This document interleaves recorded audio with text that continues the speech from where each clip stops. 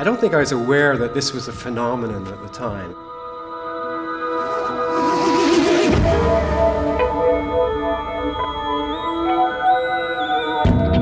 NetherMind started off as a group of 8 artists.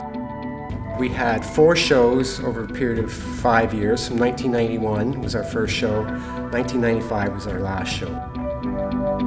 We both had just recently graduated from York University. At the time, there wasn't a lot of sculpture being shown in Toronto. It was, I think, mainly photo text work at the time. There were very few galleries, and the galleries were kind of intimidating. I remember going to an opening at Mercer and feeling like I didn't belong there, and there was no room for anyone new inside this established order. We'd been really influenced by Grace Hopper, New City of Sculpture. We'd seen spontaneous combustion, but we didn't really know the circle of artists.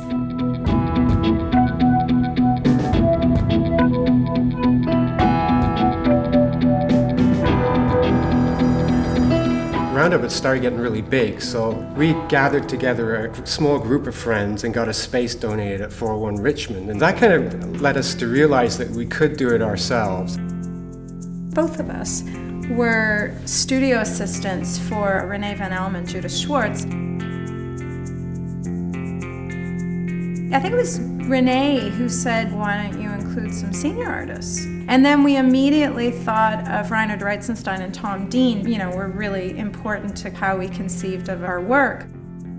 We approached Reinhard, who is an incredibly generous, outgoing person, and he immediately said yes. And he actually convinced Tom. They were the reason that we got reviews in that very first show.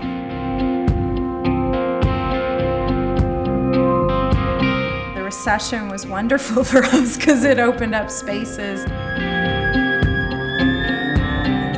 We did consciously look for spaces that had a strong character. The first thing we looked for was industrial basements because we thought that was like the subconscious of the building. And then we even had big debates about whether to sweep or not. Because it was like how much of the space was actually in its dirt, like how much of the atmosphere. I think each artist responded to it differently. If their work was very labor intensive, they started, but then they became site responsive. They chose the best spot, they altered it accordingly. You could have like a big disaster, and it doesn't. You don't get sued by the landlord. And you could basically drill a hole anywhere. Yeah. I made these big fabric vessels, sewn canvas, rubberized, and they're filled with water, and they're hanging right in front of the freight elevator. And so they're the whole, huge. They weigh hundreds of pounds. Well, yeah, the biggest one weighed 800 pounds. I didn't want to use airline cable because it's silver, so I used black annealed wire and just kind of wrapped it around a pipe. So everyone had to go through this space and kind of come in contact with these big hanging Which balls. was part of the point of the piece because they were really fleshy. And tactile, and I wanted them to be touched.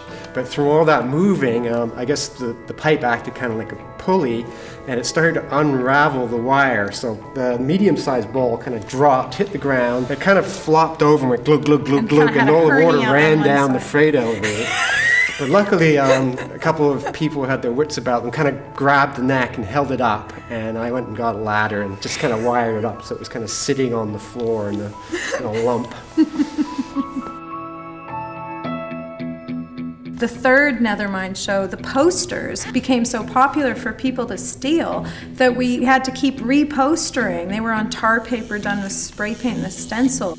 We couldn't keep them on the walls because everybody was collecting them. Well, the fourth NetherMind opening was mammoth.